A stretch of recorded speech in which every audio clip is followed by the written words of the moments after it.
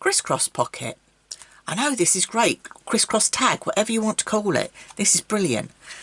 Doesn't take up much space, so a perfect addition for your memory books and folios, but means we can get lots more photos.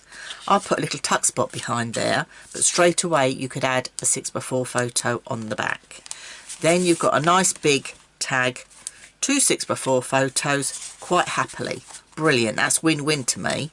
And then again on this side, pull this out, another 2 6x4 photos will fit very nicely on there indeed. So that slides in. I've kept them quite snug so nothing falls out as we're going along.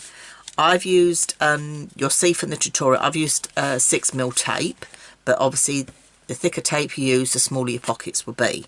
Another big photo mat, and again another little cut apart. You could put some journaling on, or if you didn't have this on at all, you could quite easily get another photograph on. So this is my crisscross tag.